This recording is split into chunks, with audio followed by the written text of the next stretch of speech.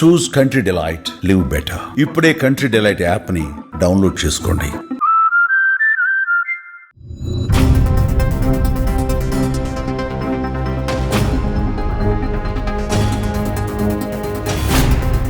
సూర్యాపేట జిల్లాలో జరిగిన రోడ్డు ప్రమాదంలో ఆంధ్రప్రదేశ్కు చెందిన ఎస్ఐ కానిస్టేబుల్ మృతి చెందారు.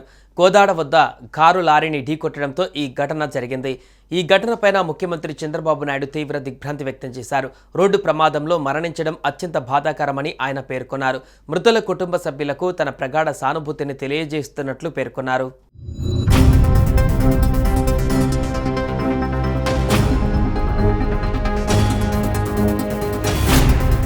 కేసు విచారణలో భాగంగా నిందితుల కోసం హైదరాబాద్ వెళ్తున్న ఏపీ పోలీసులు కోదాడ వద్ద రోడ్డు ప్రమాదంలో మృతి చెందడం విషాదకరమని సీఎం చంద్రబాబు అన్నారు.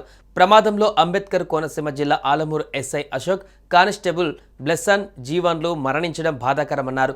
వారి కుటుంబ సభ్యులకు సానుభూతి తెలియజేశారు. తీవ్రంగా గాయపడిన కానిస్టేబుల్ స్వామి, డ్రైవర్ రమేష్లకు అందుతున్న వైద్య సాయంపై అధికారులను వివరాలు అడిగి తెలుసుకున్నారు. విధి నిర్వహణలో మృతి చెందిన పోలీసు కుటుంబాలకు, బాధితులకు ప్రభుత్వం అన్ని విధాలుగా అండగా ఉండాలని అధికారులకు ఆదేశాలు ఇచ్చినట్టుగా సీఎం తెలిపారు. బాధితులకు ప్రభుత్వం అండగా ఉంటుందని హామీ ఇచ్చారు. ఈ మేరకు అధికారులకు ఆదేశాలు జారీ చేశారు. ఈ ఘటనపైన హోంమంత్రి వంగలపూడి అనిత కూడా విచారం వ్యక్తం చేశారు.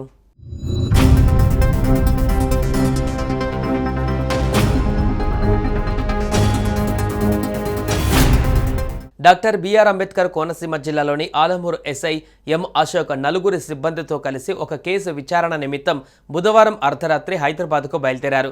వారు ప్రయాణిస్తున్న కారు తెల్లవారుజామున సుమారు 2 గంటల సమయంలో సూర్యాపేట జిల్లాలోని కోదాడ పట్టణ బైపాస్లోని దుర్గాపురం స్టేజ్ వద్ద ఆగి ఉన్న ఒక లారీని వెనక నుంచి వేగంగా ఢీకొట్టింది. ఈ ప్రమాదంలో కారు నుజ్జునుజ్జు కావడంతో అందులో ప్రయాణిస్తున్న ఎస్ఐ అశోక్, కానిస్టేబుల్ బ్లెస్సన్ జీవన్ అక్కడికక్కడే మృతి చెందారు. మరో 2 కానిస్టేబుల్ స్వామి, డ్రైవర్ రమేష్ తీవ్రంగా గాయపడ్డారు.